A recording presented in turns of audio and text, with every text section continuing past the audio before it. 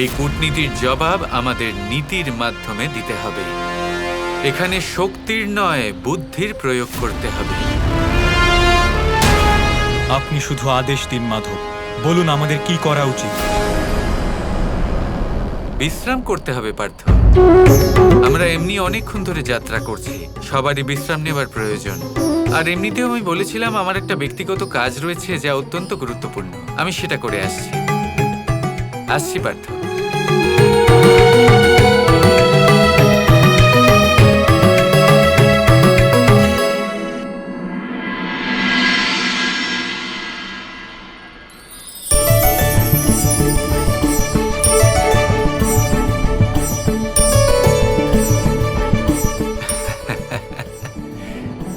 অসাধারণ,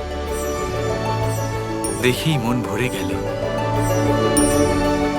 রাধা সত্যি খুব সুন্দর আয়োজন করেছে। আজ আমার কৃষ্ণের জন্মদিন, তাই আয়োজন তো ভালো করতেই হবে। আজ সবকিছু অনন্য হবে।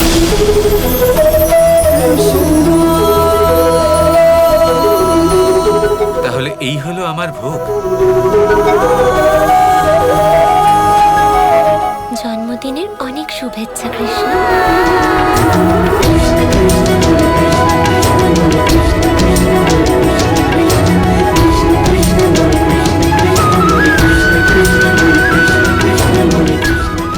আমার এই ভোগ আর আমার জন্মদিন এখনো অসম্পূর্ণ রয়েছে রাধা।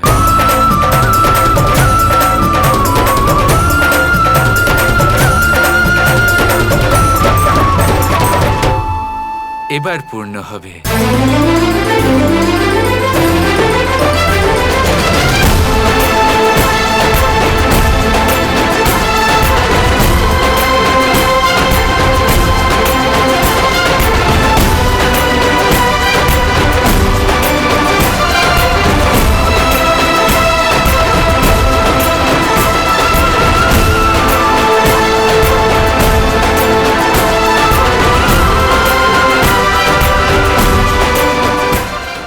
তৃপ্তি পেলাম রাধা।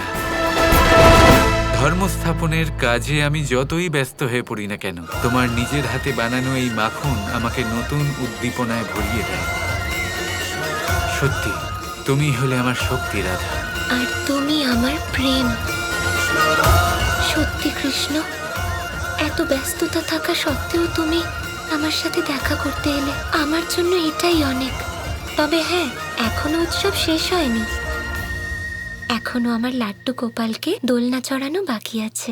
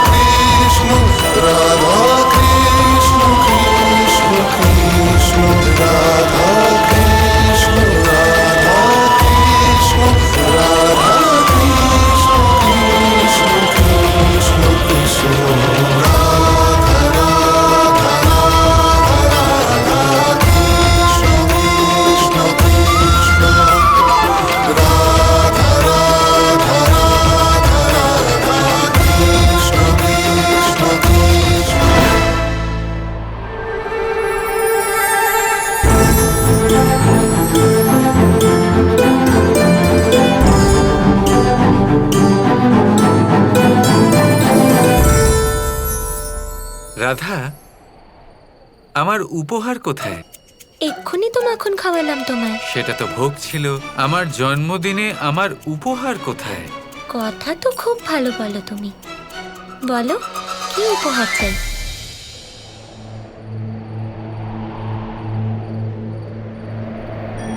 আজকের দিনে একটু বাঁশি বাজিয়ে শোনাও রাধা। শুধু কৃষ্ণের জন্য নয়, এই সমস্ত সৃষ্টির জন্য বাজাও।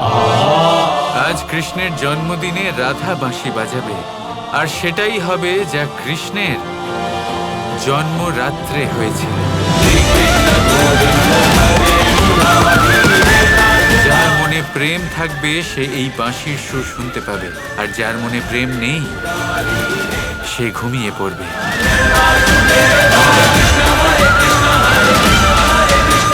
বাঁশি বাজিয়ে শোনাও রাধা। আমার যাওয়ার সময় চলে এসেছে। কিন্তু হ্যাঁ, আমি যেখানেই থাকি না কেন, তোমার বাঁশির এই মধুর সুর আমার কাছে অবশ্যই পৌঁছবে।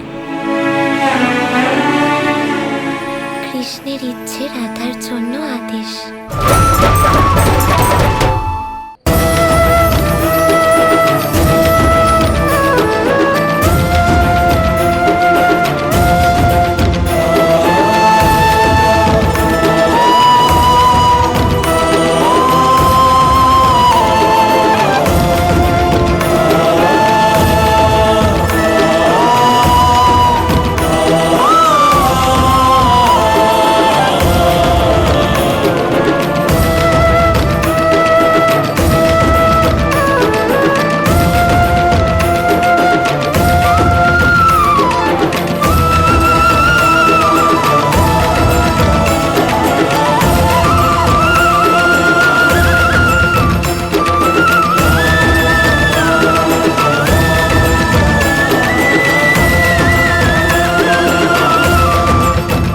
এই এত অসাধারণ বাঁশি কে বাজাচ্ছেন? মাধব, উনি এরকম মধুর সুর বাজান। আমি কালও শুনেছিলাম।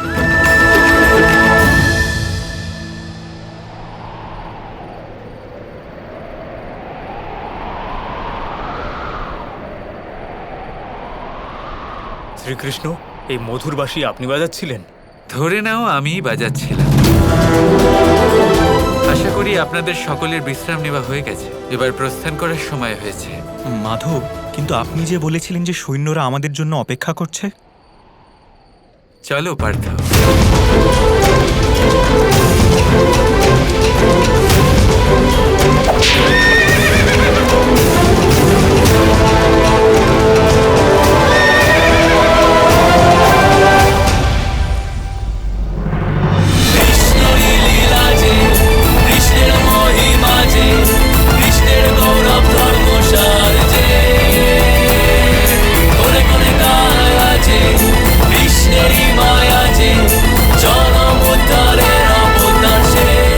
মাধব, আপনি তো বলেছিলেন যে এই সমস্ত সৈনিক আমাদের আটকানোর জন্য এসেছেন, কিন্তু এরা তো সবাই ঘুমিয়ে আছে। আসলে এতটা পথ যাত্রা করেছে, তাই হয়তো ক্লান্ত হয়ে ঘুমিয়ে পড়েছে।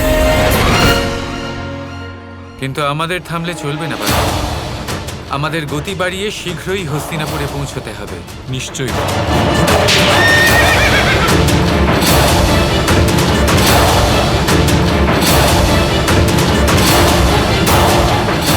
আপনার মুকুট মহারাজ।